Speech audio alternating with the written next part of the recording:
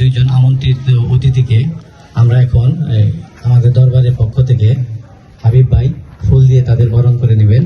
সবাই বলেন জয় গুরু, জয় গুরু, ইয়া গাউসুল আজম, ইয়া গাউসুল আজম, ইয়া গাউসুল আজম স্বামী আলী চিশতি, ইয়া গাউসুল আজম স্বামী আলী চিশতি। জয় গুরু, জয় গুরু।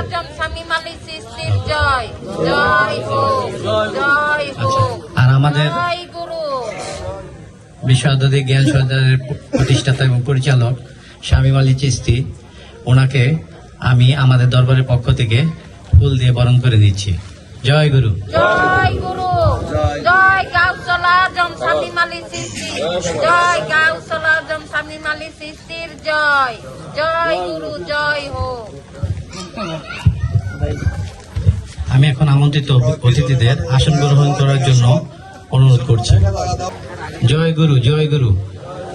বিশ্ব আধ্যাত্মিক জ্ঞান সঞ্চার দরবার শরীফ উত্তরোত্তর সমৃদ্ধ কামনা করি এবং আমন্ত্রিত অতিথিদেরকে আসন গ্রহণের জন্য অনুরোধ করছি। ধন্যবাদ।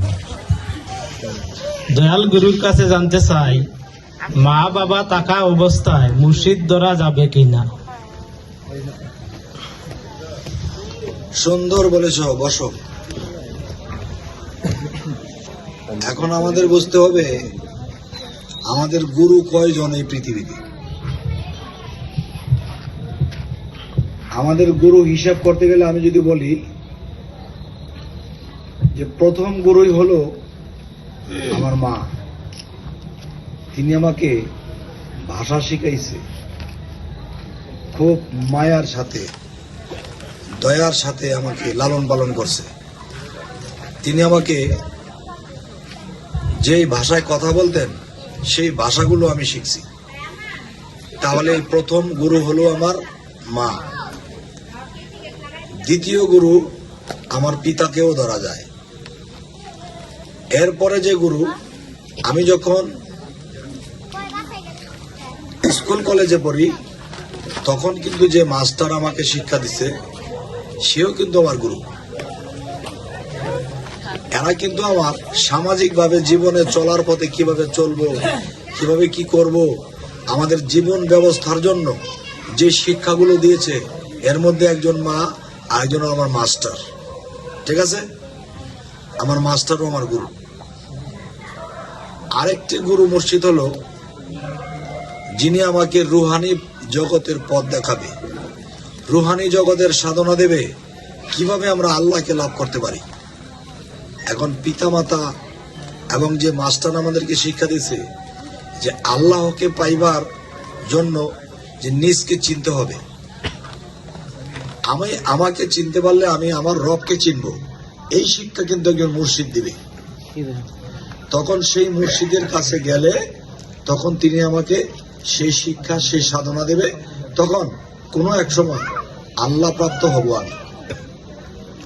ঠিক আছে, তাহলে কোনো গুরুই ছোট না, কিন্তু মুর্শিদ গুরু ধরার এটাই কারণ, সূরা কাহফের মধ্যে বলা হয়েছে, সূরা ফাতা 10 নম্বর আয়াতে বলা হয়েছে,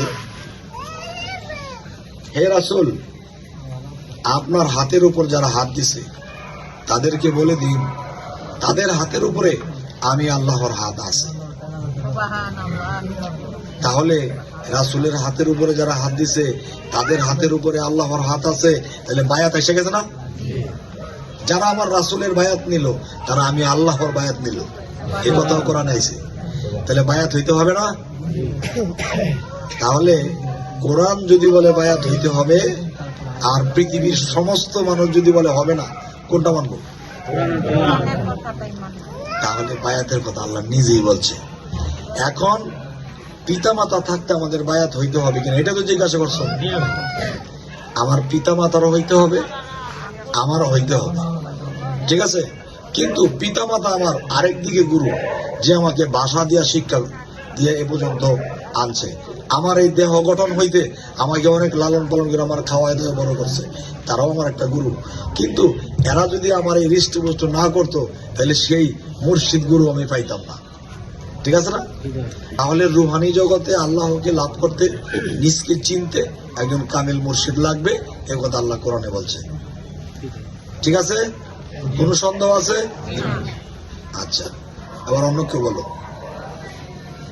আপনাদের কাছে কি কথা ঠিক আছে? ভালো লাগছে? আচ্ছা,